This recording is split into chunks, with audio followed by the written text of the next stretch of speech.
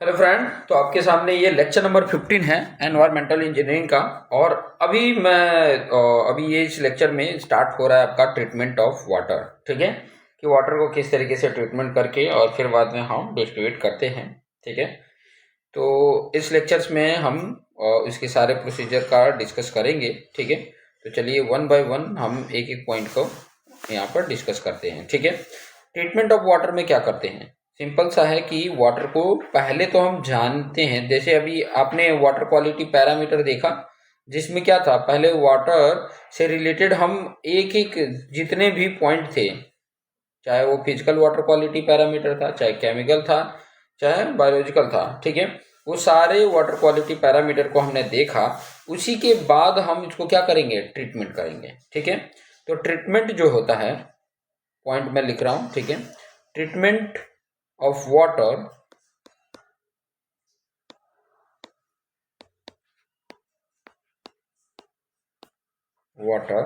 Depend upon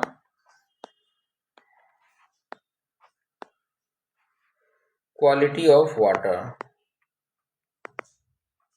quality of water and desire purpose, इसके ऊपर depend होता है। ठीक है, कि जो भी मतलब किस पर्पज के लिए आप कर रहे हो। ठीक है, और उसकी क्वालिटी कैसी है, उसके ऊपर डिपेंड करता है। ठीक है, अभी ये जो ट्रीट करते हैं वो किस तरीके से करते हैं, तो फॉलोइंग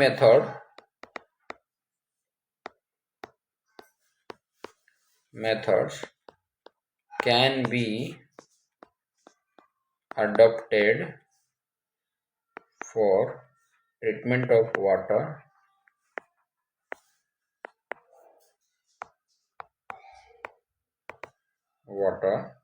कैसे करते हैं? पहले करते हैं स्क्रीनिंग,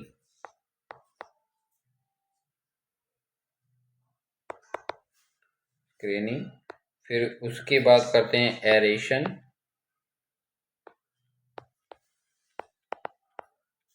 फिर उसके बाद करते हैं कोगुलेशन,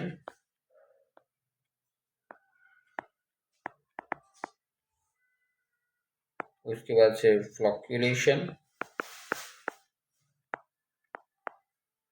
उसके बाद से सेडिमेंटेशन,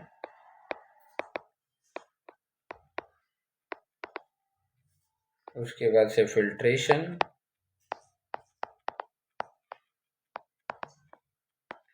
फिर उसके बाद से डिसइंफेक्शन,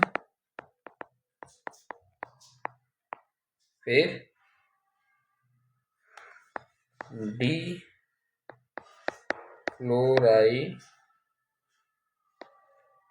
डिफ्लोराइडेशन।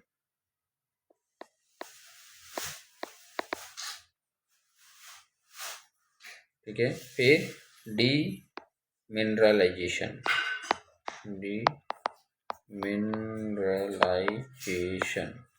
ठीक है, एक्सेट्रा। ठीक है, chloride,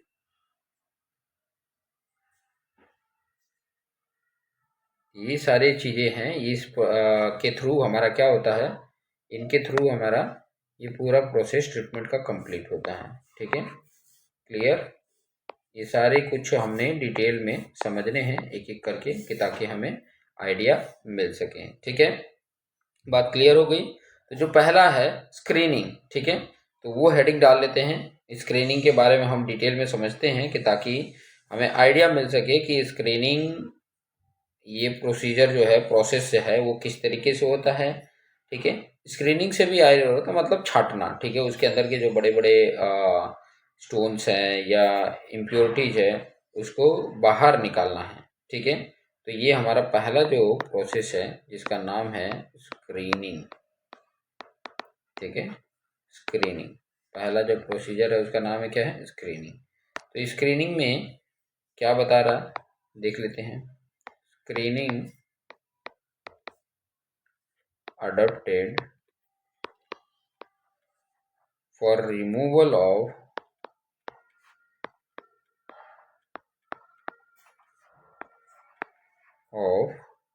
heavy impurities, heavy impurities, heavy impurities like stone हो गया, ठीक है, प्लांट ब्रांचेस हो गए,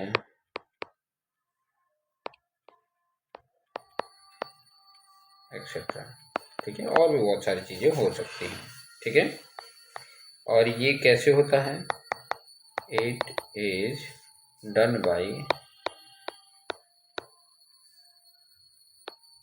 यूनिट टर्म्ड एज स्क्रीन, ठीक है, स्क्रीन लगा रहता है, विच इज टू टाइप, दो टाइप के होते हैं, ठीक है, विच इज टू टाइप। कौन कौन से होते हैं? थोड़ा सा मैं स्क्रीनिंग के लिए यहाँ पर लिख देता हूँ, ठीक है। स्क्रीन जो होता है वो दो तरीके का होता है, स्क्रीन जो होता है वो दो तरीके का होता है। एक होता है आपका कोर्स स्क्रीन होता है, और एक होता है आपका फाइन स्क्रीन। कोर्स स्क्रीन को और क्या बोलते हैं? बार स्क्रीन भी बोलते हैं, बार स्क्रीन भी बोलते हैं, और ट्रेस रॉक भी बोलते हैं, ट्रेस रॉक, ठीक है, ट्रेस रॉक भी बोलते हैं। क्लियर? तो ये स्क्रीन दो तरीके का होता है, जैसा as per quality of water के बेस पे हम स्क्रीनिंग करते हैं कि मुझे कौन सा स्क्रीन लगाना है, तो हम दोनों स्क्रीन लगा देते हैं। पहले कोर्स वाला लगा देते हैं, पहले बड़े बड़े सब निकल जाते हैं, उसके बाद से स्मॉल वाला फाइन वाला स्क्रीन लगा देते हैं, कि ताकि जो छोटे पार्टिकल्स हैं वो भी क्या हो सके, छट सके। छननी एक तरह से कह सकते हो, स्क्रीनिंग मतलब छननी, ठीक है, छानना, उसके अंदर के जो बड़े बड़े पार्टिकल्स हैं वो क्या हो सके, निकल सके, ठीक है, ताकि आइडिया मिल सके कि ये जो पार्टिकल्स हैं वो निकल चुके हैं। उसके बाद जो बहुत ज़्यादा स्मॉलर पार्टिकल होते हैं उसके लिए आगे का प्रोसीजर है। तो अब ये जो कोर्स स्क्रीनिंग है उसको समझ लेते हैं। कोर्स स्क्रीनिंग, ठीक है, कोर्स स्क्रीनिंग ये क्या है, इसको भी लिख लेते हैं। कोर्स स्क्रीनर, कोर्स स्क्रीन है, coarse screen are provided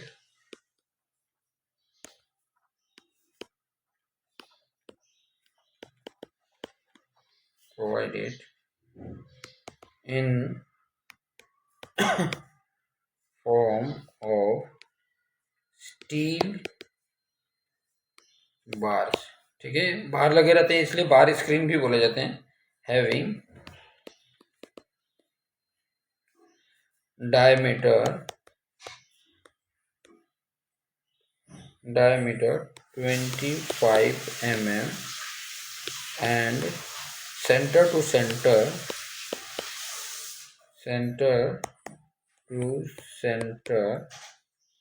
spacing, जो सेंटर टू सेंटर स्पेसिंग होती है वो 20 से लेके 100 mm होता है, ठीक है। किस तरीके का होता है मैं यहाँ पे एक डायग्राम के थ्रू बता देता हूँ, ठीक है।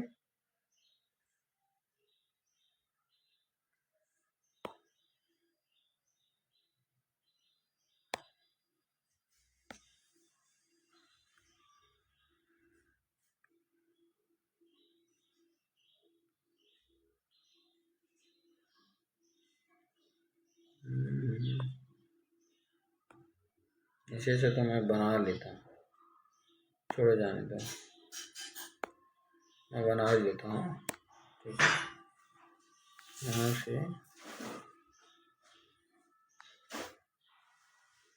तरीके का होता है, तरीके का होता है, ये बार लगे रहते हैं, ठीक है, ये ऐसे बार लगे रहते हैं। अब इसका डायमीटर अगर देखोगे, ये जो डायमीटर होते हैं ये d है, और d की वैल्यू जो होती है वो कितना 25 mm होता है, ठीक है। और यहाँ से अगर मैं सेंटर टू सेंटर, इसके सेंटर से लेके इसके सेंटर के बीच का डिस्टेंस बताऊँ, ठीक है, सेंटर टू सेंटर डिस्टेंस जो होता है, स्पेसिंग की बात करूँ तो वो होता है 20 से लेके 100 mm तक, इनके बीच में ये स्पेसिंग होती है, ठीक है। इस तरीके के बार लगे रहते हैं, ठीक है। तो मैं आपको ना पिक्चर्स भी दिखा देता हूँ कि और आइडिया आपको मिल सके, ठीक है। पिक्चर्स देखेंगे तो और ज़्यादा आइडिया हमें मिल जाता है, ठीक है। कोर्स स्क्रीन, ठीक है, कोर्स स्क्रीन डायग्राम देख लेते हैं। देखिए इस तरीके का बना रहता है, देख रहे हैं, ठीक है। ये वाला पिक्चर से और ज़्यादा समझ में आएगा। देखिए ये पिक्चर्स को आप देखिए, देखिए ये इस तरीके से लगा रहता है, ये देखिए बार लगे हुए हैं ना, देखिए इस तरीके के बार लगे रहते हैं। और ये स्टैंड नहीं रहता है, ये किसी न किसी एंगल पे रहता है, ठीक है। ये क्या होता है, एंगल पे रहता है। और एंगल पे रखने का बेनिफिट ये होता है कि इसका जो एरिया होता है ना वो कम हो जाता है, एरिया जो होता है वो क्या हो जाता है, कम हो जाता है। क्लियर, समझ में आ रहा होगा, ठीक है। चलिए हम अपने टॉपिक पे आ जाते हैं, अपने टॉपिक पे। तो बात ये होती है कि बार जो प्रोवाइडेड रहते हैं वो कैसे रहते हैं, इंक्लिनेशन में रहते हैं। तो मैं यहाँ पे लिख देता हूँ, ठीक है, bars are provided at an inclination, ठीक है। किस तरीके से होते हैं, जैसे कि मान, तो यहाँ पर आपने जैसे मैंने लिखा bars are provided at an inclination, तो थोड़ा डायग्राम बना के और समझते हैं, ठीक है। डायग्राम बना के मैं आपको समझाता हूँ, ठीक है, ताकि अच्छे से समझ में आ सके, ठीक है। एक और ले लेते हैं,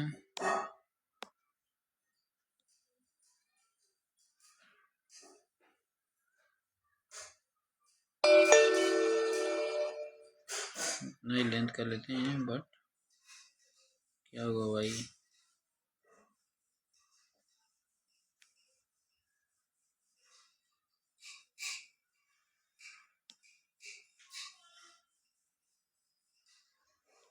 इंक्लाइन नहीं हो रहा क्या, टेढ़ा करो तो टेढ़ा हो जाता है, लेकिन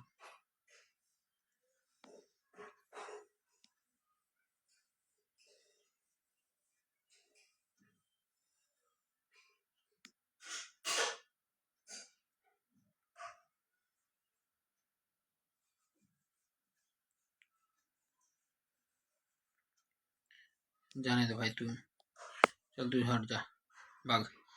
चलो मैं ये आगे बना देता हूँ, ठीक है, आगे बना देता हूँ यहाँ पर इसी का जस्ट फिगर, ओके।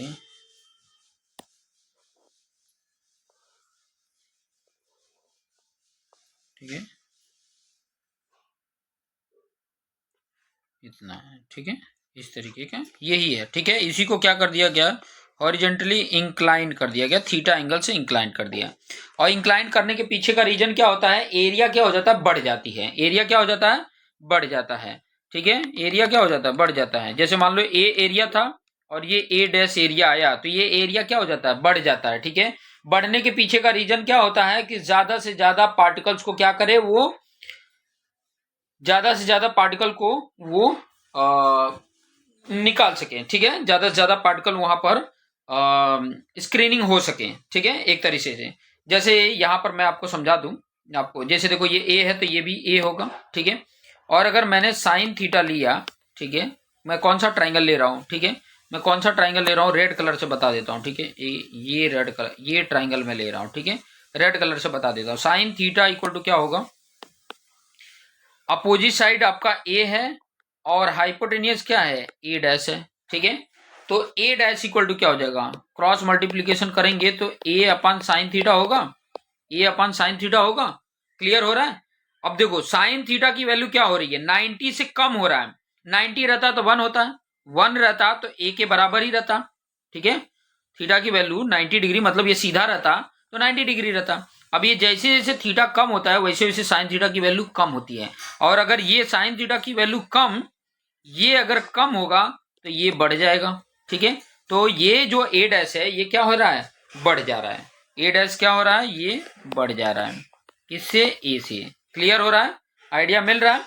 अब यहीं पे अगर मैं कंटिन्यूटी इक्वेशन की बात करूं, हाइड्रोलिक्स में आपने पढ़ा होगा, फ्लूइड मैकेनिक्स में कंटिन्यूटी इक्वेशन की अगर मैं बात करूं तो उस कंटिन्यूटी इक्वेशन क्या कहता है, कंटिन्यूटी इक्वेशन ये कहता है कि a1v1 इक्वल टू a2v2। ठीक है, अब यहां पर देखो v क्या है, वेलोसिटी है, a क्या है, क्रॉस सेक्शन एरिया है। ठीक है, अब यहां पर मैं आपको इसी क्रॉस सेक्शन एरिया की अगर बात करूं, पहले वाले के लिए लेता हूं a डैश v डैश कर लेता हूं, और दूसरे वाले के लिए a इंटू v कर लेता हूं। कहने का मतलब ये कांस्टेंट होता है, ये कांस्टेंट होता है, कांस्टेंट होता है। इसका मतलब a डैश v डैश जो होगा वो क्या होगा, कांस्टेंट वैल्यू होगी, कोई कांस्टेंट वैल्यू होगी। ठीक है, मतलब a dash is inversely proportional to v dash होगा, वेलोसिटी के इनवर्सली प्रोपोर्शनल होगा। इनवर्सली प्रोपोर्शनल का मतलब क्या हो गया कि अगर ये वैल्यू ज्यादा, इसका मतलब वेलोसिटी क्या होना पड़ेगा, कम रखना पड़ेगा। वेलोसिटी क्या रखना पड़ेगा, कम रखना पड़ेगा। ठीक है, ये वेलोसिटी की बात कर रहा हूँ, पूरी वैल्यू की नहीं बात कर रहा हूँ, सिर्फ ये वेलोसिटी की बात कर रहा हूँ, ये ए की वैल्यू की बात कर रहा हूँ, यहाँ वेलोसिटी की बात कर रहा हूँ। क्लियर, समझ में आ गया होगा। तो कुछ पॉइंट और लिख लेते हैं। ठीक है, ये ताकि हमें आइडिया मिल सके। क्या लिखना है, velocity of flow of flow, थोड़ा सा, velocity of flow at bar decreases कर रहे हैं, hence chances of trapping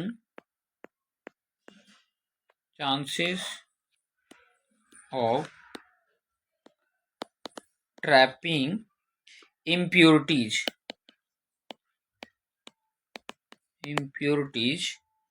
between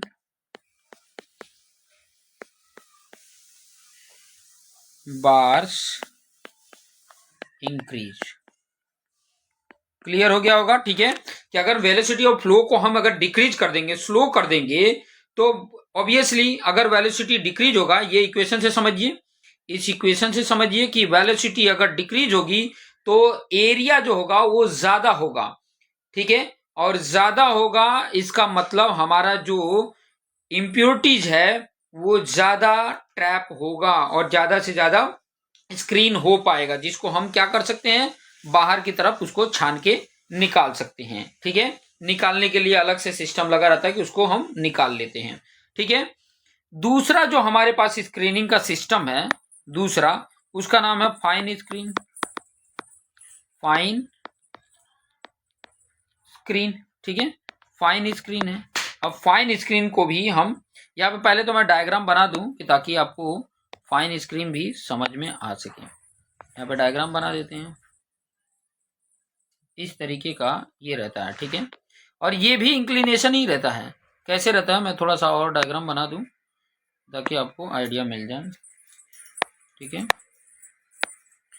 ये ऐसे, ओके,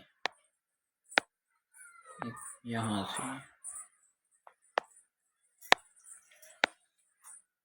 यहाँ से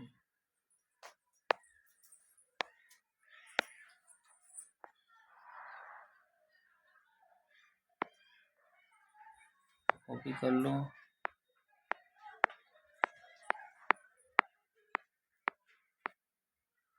पेस्ट,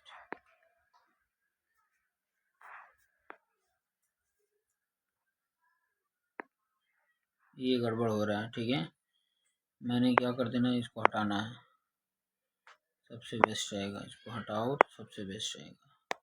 नया ले लिया करो, आराम से आ जाएगा। न्यू लाइनिंग ही ले लो, सबसे बेस्ट है। ठीक है, क्लियर,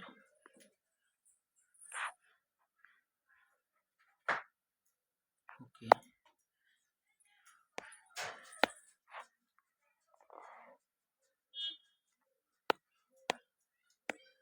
फटाफट बना लेते हैं।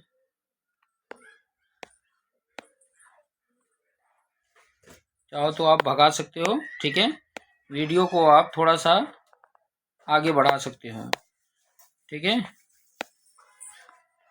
ताकि आपका टाइम वेस्ट ना हो। मैं ये स्क्रीनिंग ही बना रहा हूँ, ठीक है, कैसे बन रहा है, ठीक है, फटाफट आपको आइडिया भी मिल रहा होगा।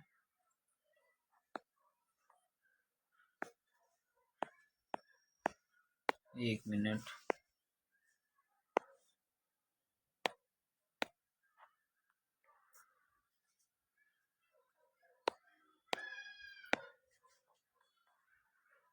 अब इनका डायमेंशन भी थोड़ा मैं बता देता हूँ, ठीक है, डायमेंशन भी बता देता हूँ कि ताकि हमें आइडिया रहे, ठीक है। डायमेंशन क्या है, 10 mm इंटू 10 mm, ठीक है, 10 by 10 mm का ये ओपनिंग होता है, 10 by 10 mm का ओपनिंग होता है। यहाँ पर ही मैं लिख देता हूँ, 10 by 10 mm ओपनिंग रहता है, ठीक है, समझ में आया, 10 by 10, ठीक है, ये ओपनिंग रहता है, जिससे क्या होता है कि जो फाइन पार्टिकल है ना वो इसके थ्रू स्क्रीन हो जाता है, ठीक है, फाइन पार्टिकल जो होता है वो भी, और इसको भी हम इंक्लिनेशन में ही रखते हैं, इसे भी हम इंक्लिनेशन में ही रखते हैं। कुछ इंपॉर्टेंट पॉइंट इसके बारे में लिख लीजिए। Fine screen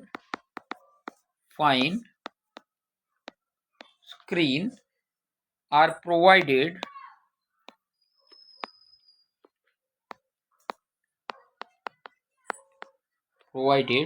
in form of wire mesh, ठीक है, ये क्या होता है, वायर मैश होता है, ठीक है, having opening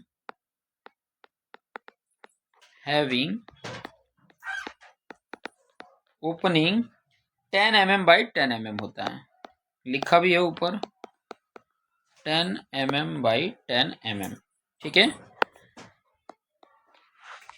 under normal condition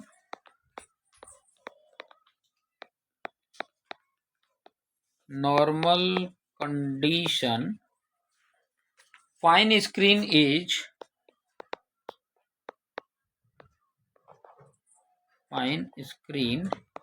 is avoided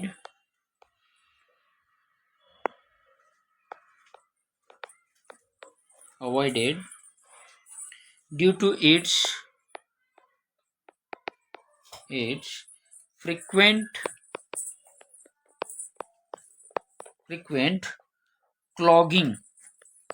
clogging की वजह से तो क्या कर देते हैं, अवॉइड करते हैं, ठीक है, जो क्या कर देता है, विच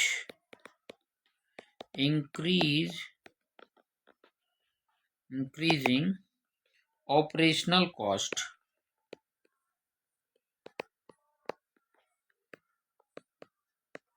ठीक है।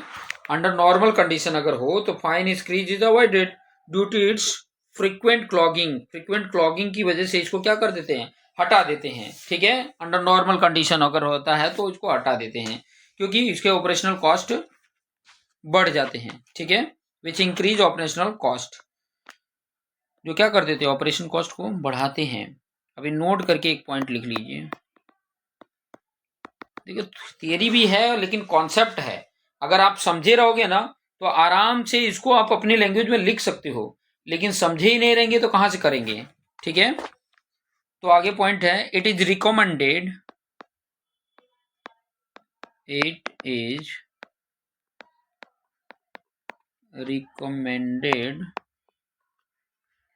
टू गिव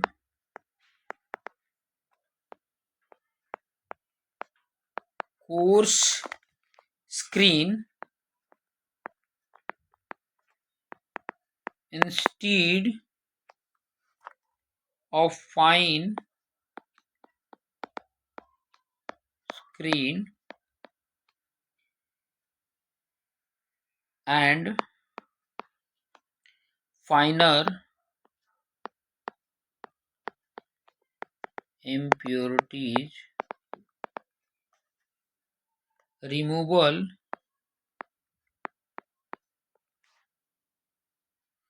in further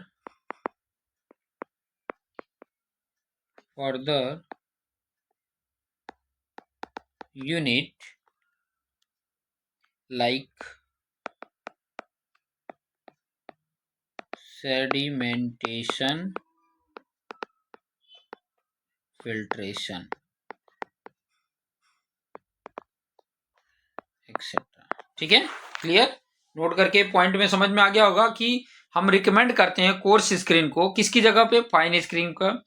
और जो फाइनर इम्प्रूविटी है वो रिमूवल होगा आगे, जैसे कि सेडिमेंटेशन होगा, फिल्ट्रेशन होगा, उसमें हम इसको क्या कर लेते हैं, इस इम्प्योरिटी को, जो फाइनर इम्प्योरिटी होती है उसको हम निकाल लेते हैं।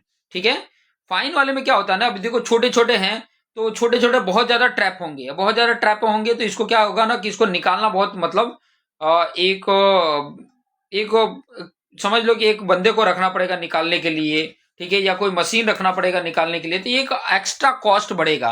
इसकी जगह पे हम फर्दर जो करने ही वाले हैं सेडिमेंटेशन, ठीक है, इसके प्रोसेस में, तो वहां से हम इसको रिमूव कर लेते हैं। ठीक है, जो फाइनल पार्टिकल होते हैं।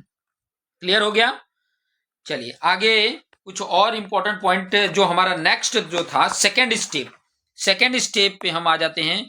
जो हमारा सेकेंड स्टेप था उसका नाम है एरेशन। ठीक है, एरेशन। ठीक है, अब एरेशन का मतलब है सिंपल सा कि उसके अंदर का जो बैड स्मेल है, या उसके अंदर के बहुत सारे कोई बैक्टीरिया हैं जो उसके डिजोल्व ऑक्सीजन को खत्म कर रहे हैं, तो उसमें ऑक्सीजन की मात्रा बढ़ाना। ऑक्सीजन की मात्रा बढ़ेगा तो जो बैक्टीरिया हैं वो उसको डिग्रेडेबल कर सकते हैं। बहुत सारे अंदर मतलब कंडीशंस हो सकते हैं, तो सारे कंडीशंस की मैं यहाँ पर बात करने वाला हूँ। ठीक है, वन बाय वन करके। तो ये समझिए क्या होता है, ये जो प्रोसेस होता है ये क्या करता है, एयर के कांटेक्ट में आता है और जो डिजोल्व ऑक्सीजन है वो क्या कर देता है, इसके अंदर आता है। ठीक है, और बहुत सारी चीजों को वो रिमूव कर देता है। क्या करता है देख लीजिए, पहले लिख लीजिए, it is the process in which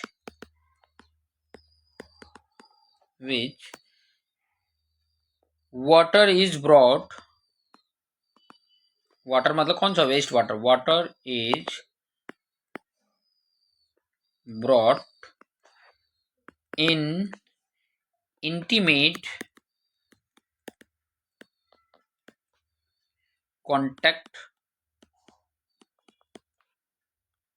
with air so as to dissolve oxygen from it, which removes are following। क्या है, क्या क्या रिमूव करता है, क्या क्या रिमूव करेगा, अनडिजायरेबल गैस को, पहले तो undesirable gas like H2S gas हो या CO2 गैस हो, इसको क्या कर देता है, ये रिमूव कर देता है। इसको क्या कर देता है, रिमूव कर देता है। और क्या कर देता है, ऑर्गेनिक कंपाउंड जो है, ऑर्गेनिक कंपाउंड जो है, कंपाउंड लाइक अगर बात करें जैसे कि फिनॉल है, ह्यूमिक एसिड है, इनको भी रिमूव कर देता है। नेक्स्ट जो है डिजोल्व ऑर्गेनिक मैटर जो है, डिजोल्व ऑर्गेनिक मैटर,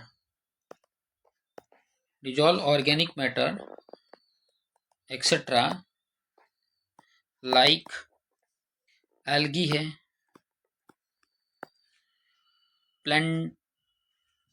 प्लैंकटन है, और भी हो सकते हैं। ठीक है, और क्या रिमूव करता है, आयरन और मैग्नीज के कंपाउंड,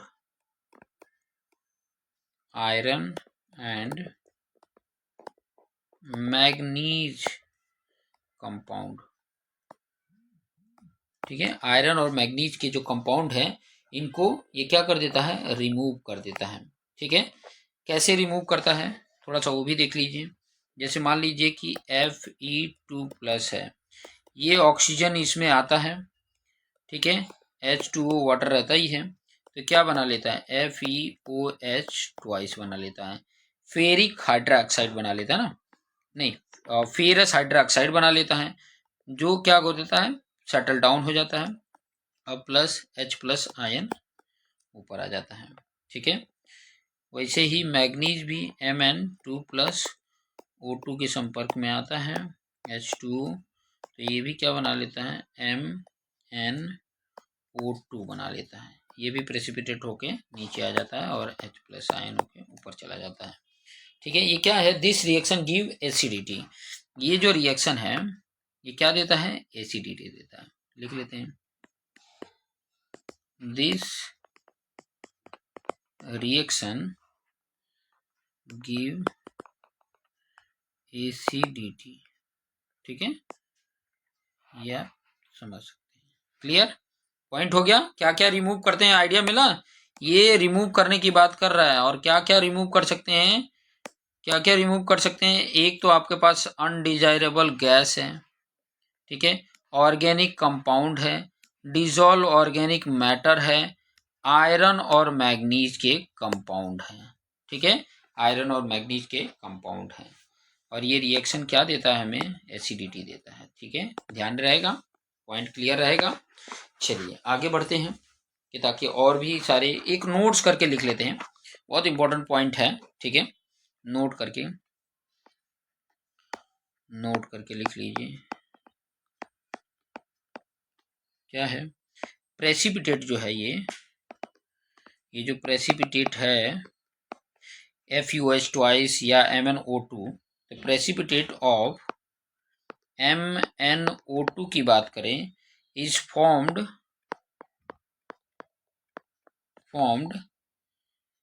एट pH जो होता है वो 9 होता है, हैंस एडिशनल एल्कलाइन एजेंट इसमें हमें डालने पड़ते हैं, KMnO4 is added in water. ठीक है, ये हमें रखने पड़ते हैं, डालने पड़ते हैं। ठीक है, ऐड करने पड़ते हैं KMnO4 को, ये हमें डालने पड़ते हैं। ठीक है, ठीक है, फॉर्म्ड एट pH 9, मतलब क्या होता है कि ये जब MnO2 डालते हैं ना, तो इसकी pH की वैल्यू बहुत, मतलब क्या होती है, एक तरह से बोला जाए कि जब ये रिएक्शन कराते हैं तो pH की वैल्यू कम होती है, तो इतना लाने के लिए, ये pH की वैल्यू 9 लाने के लिए हम एल्कलाइन एजेंट KMnO4 इसमें ऐड करते हैं, कि ताकि pH की वैल्यू 9 तक आ जाए। ठीक है, एक यहीं पर शॉर्ट में लिख देना, इतना pH वैल्यू लाने के लिए, इतना लाने के लिए, कि ताकि आपको याद रहे। ठीक है, इतना लाने के लिए, बात समझ में आ रही है, क्लियर हो रहा है। ठीक है, बहुत बढ़िया। अब मेथड ऑफ एरेशन देख लेते हैं, कैरी आउट एरेशन, कौन कौन से मेथड हैं, मेथड देख लेते हैं, method to carry out aeration. ठीक है, पहला मेथड देख लीजिए, पहला मेथड का नाम है spray nozzle method, spray nozzle method, जिसके थ्रू हम एरेशन करते हैं। ठीक है, पिक्चर भी लगेगा तो मैं दिखाते जाऊंगा किस तरीके से होता है। कैस्केड एरेशन होता है, एक एक बताते चल रहा हूँ ताकि आपको आइडिया मिले। ये कैसा होता है, स्प्रे एरेशन क्या होता है, सिंपल सा एक तरह से होता है कि आपको क्या करना रहता है कि स्प्रे की तरह, जैसे कि आपके पास प्रेशर देके यहाँ पर क्या होता है, इस तरीके से होता है, या नोजल जैसा लगा रहता है। ठीक है, नोजल जैसा इस तरीके का रहता है, फिर से बना लेते हैं थोड़ा सा अच्छे से।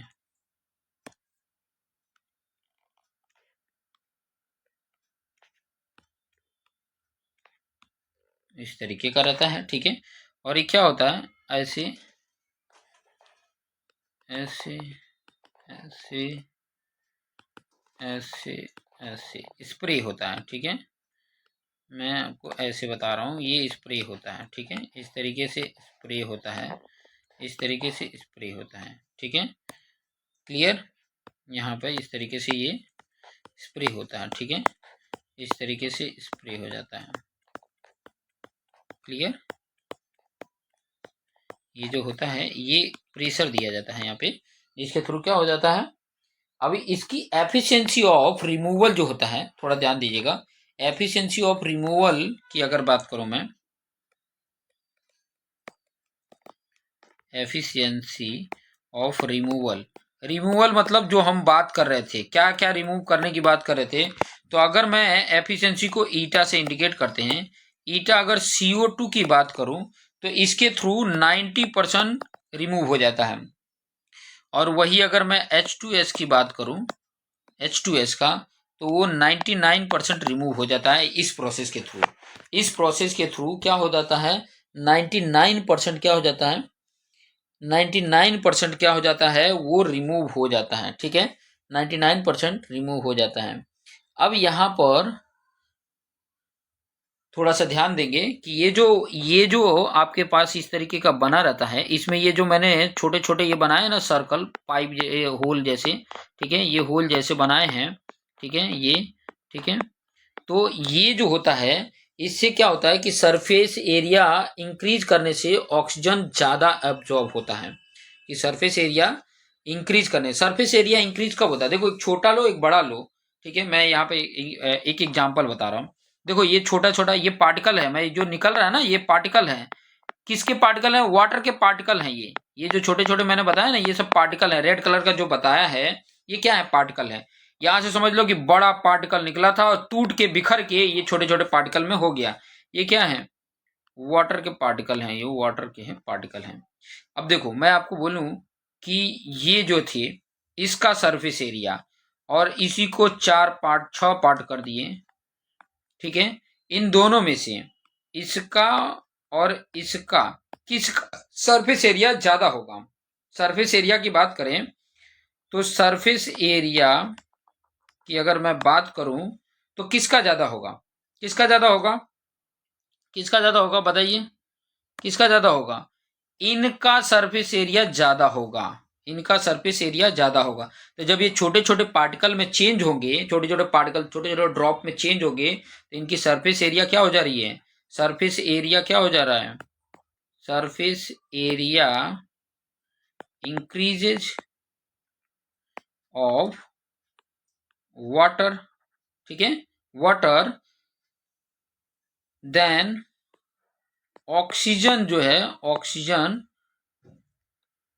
ऑब्जॉर्ब जो होगा, एब्जॉर्ब जो होगा वो इंक्रीज हो जाएगा। क्या हो जाएगा, इंक्रीज हो जाएगा, ठीक है। ज्यादा छोटे छोटे पार्टिकल रहेंगे तो उसमें ज्यादा ऑक्सीजन एब्जॉर्प्शन होगा, जिसके कारण उसमें ऑक्सीजन की मात्रा बढ़ेगी और इसके अंदर के जो CO2 है, H2S है, वो निकल जाएगा। क्लियर हो रहा है, क्लियर हो रहा है, समझ में आ रहा है ना, ठीक है। नहीं समझ में आता तो सिंपल सा आपको मैं बताऊं, एक बॉटल लेना, पानी भर लेना, और उसके जो ढक्कन है ना उसमें बहुत सारे छोटे छोटे छोटे से छिद्र कर दो, ठीक है। और फिर बॉटल को इधर प्रेस करो, दबाओ, तो आप देखोगे ना कि पूरा मतलब स्प्रे जैसा होगा, पानी कैसा निकलेगा, स्प्रे जैसा निकलेगा, छोटे छोटे पार्टिकल में वो चेंज हो जाएगा। छोटे छोटे पार्टिकल में चेंज होने से बेनिफिट ये है कि वो जो पार्टिकल्स हैं उसके अंदर ऑक्सीजन डिजॉल्व होगा, जिसके अंदर से उसके अंदर की जो इम्प्योरिटीज होगी, जैसे कि अनडिजायरेबल गैस है, वो रिमूव हो जाएंगे, ठीक है। तो ये बहुत ही बेहतरीन अच्छा मेथड है, ठीक है। नेक्स्ट मेथड के अभी नाम ले लेते हैं। देखो पहला मेथड आपने देख लिया, नेक्स्ट मेथड का नाम मैं यहां पर लिखने जा रहा हूं, सेकेंड नंबर का, जिसका नाम है कैस्केड एरेशन,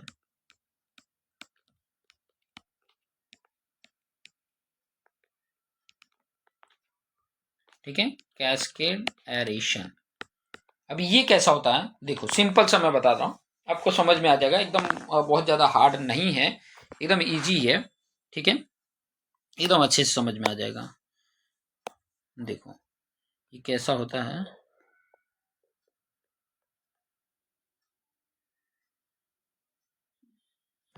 बड़ा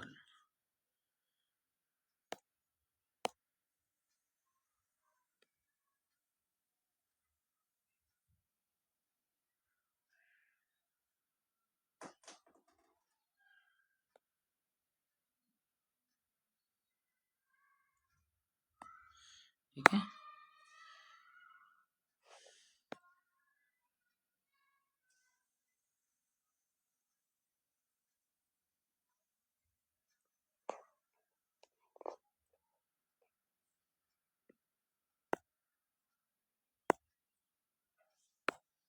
चलिए एक और मैं यहाँ पर बनाने देता हूँ, ऐसे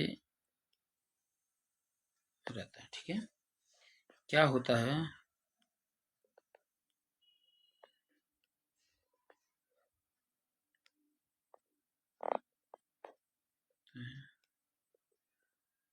बता रहा हूँ आपको, समझ में आएगा। ये जो मैंने बनाया है ना, ये टॉप व्यू बनाया है।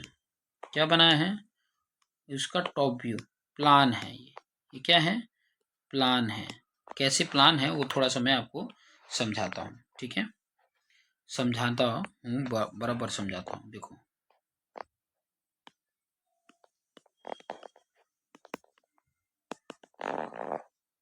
ताकि आपको आइडिया मिल सके।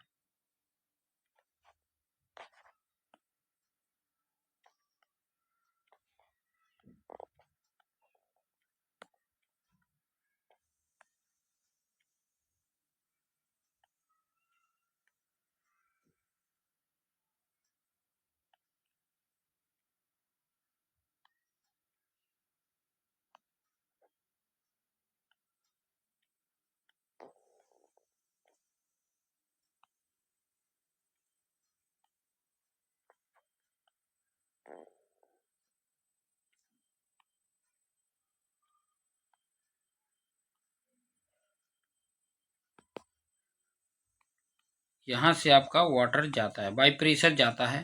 ठीक है, बाई प्रेशर क्या होता है, जाता है। मैं यहाँ पे लिख देता हूँ वाटर। ठीक है, ये जाता है ऊपर, और फिर क्या होता है कि इस तरफ ये पानी इधर गिरता है, फिर यहाँ से इधर गिरता है, फिर यहाँ से इधर गिरता है, यहाँ से इधर पानी आता है, यहाँ से इधर आता है, और ये सर्कुलर है। हाँ, ये सर्कुलर है। सेक्शन व्यू देखोगे, सेक्शन व्यू देखोगे, सेक्शन व्यू देखोगे तो इस तरीके से दिखेगा। ये यहां से आपका पानी ऊपर जाता है और ऊपर की तरफ फैल के नीचे की तरफ गिरने लग जाता है, नीचे की तरफ गिरने लग जाता है। ठीक है, तो ये जो आपके सामने दिख रहा है कैस्केड एरेशन, इसका मैं आपको पिक्चर्स दिखा देता हूं कि ताकि आपको आइडिया मिल सके। ठीक है, कैस्केड एरेशन का मैं पिक्चर्स दिखा देता हूं। कैस्केड एरेशन, ठीक है, कैस्केड एरेटर। ठीक है, आप देख सकते हो, ये वाला देख लो पिक्चर्स। ठीक है, कैस्केड एरेटर, ये वाला पिक्चर्स देख सकते हो। ठीक है, देख रहे हो, कई सारे पिक्चर्स, आपको आइडिया मिल गया होगा कि इस तरीके का बना रहता है, जिसके थ्रू हम क्या कर देते हैं, एरेशन करते हैं। ठीक है, एरेशन करते हैं। ठीक है, क्लियर हो रहा है, आइडिया मिल गया होगा। चले, बहुत अच्छा, आइडिया मिलना चाहिए। ठीक है, अब इससे जुड़ी हुई कुछ इंपॉर्टेंट पॉइंट देख लो ताकि आपको आइडिया रहे। क्या पॉइंट है, पॉइंट क्या है, in water treatment plant, in water treatment plant, cascade aeration is adopted। cascade aeration जो है ये अडॉप्टेड है। ठीक है, अडॉप्टेड, ये अडॉप्ट किया जाता है। ठीक है, इसमें जो CO2 की एफिशिएंसी है, CO2 की एफिशिएंसी है वो 25 से लेके 40% है, और H2S का, सड़े हुए अंडे की तरह बास आता है, उसकी 30 से 35% इतना तो रिमूव हो जाता है। ठीक है, इसकी efficiency for removal of the CO2 gas और H2O गैस, इतनी एफिशिएंसी होती है। ठीक है, तो ये आप देख सकते हो कि ये इसका प्लान है।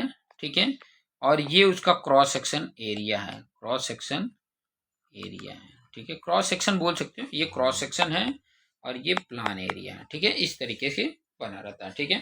थोड़ी डायग्राम में थोड़ा सा है, बट आपको आइडिया तो मिल गया होगा, जो मैं आपको बताना चाहता था वो आपको आइडिया मिल गया होगा, ठीक है। नेक्स्ट मेथड जो है, नेक्स्ट मेथड जिसको ट्री टावर मेथड बोलते हैं, नेक्स्ट का नाम है 3rd नंबर का tree tower method.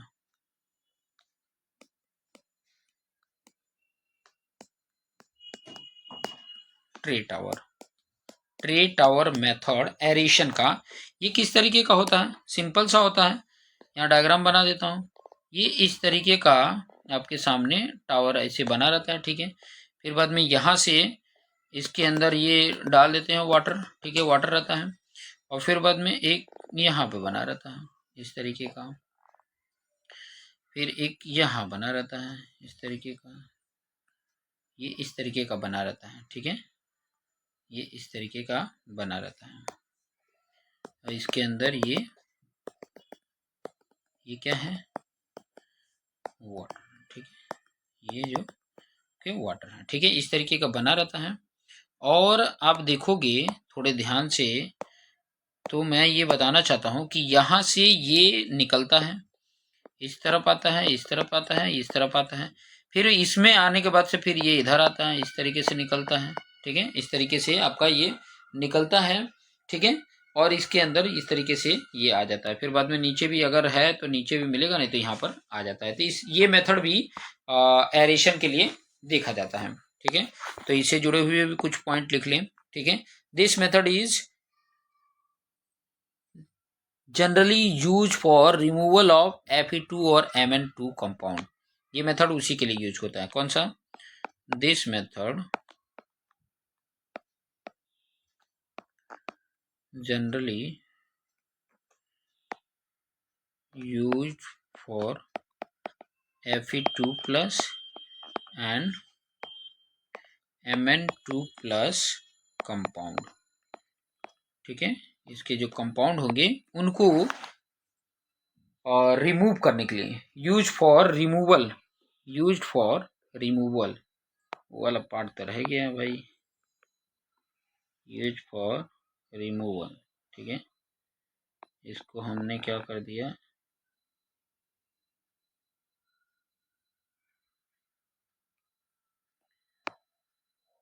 Use for,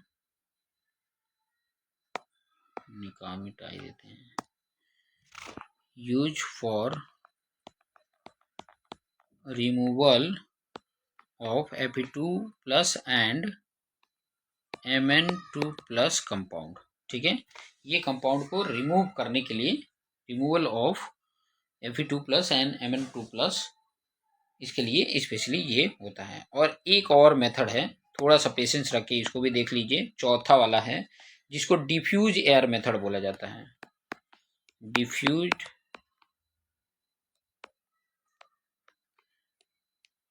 air method होता है, ये भी बहुत अच्छा मेथड है, ठीक है।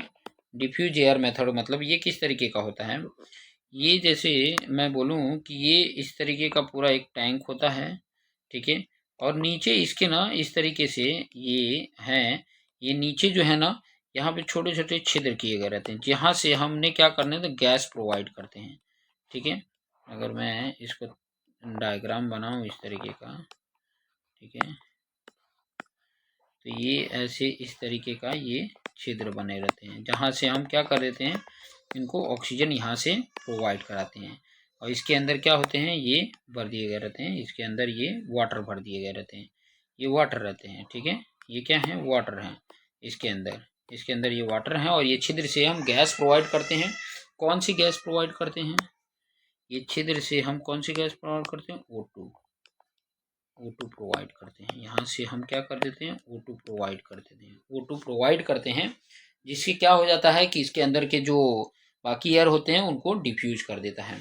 इसके डायग्राम, इसके हम थोड़ा देख लेते हैं फिगर कैसा होता है, ठीक है, कि ताकि आपको आइडिया मिल जाए। डिफ्यूज्ड, ठीक है, एयर मेथड देख लेते हैं क्या है। देखो इस तरीके का होता है, इमेज में जाके देख लेते हैं, बहुत सारी इमेज देखेंगे आपको, बहुत सारे ऐसे देख सकते हो, ये भी है, ठीक है।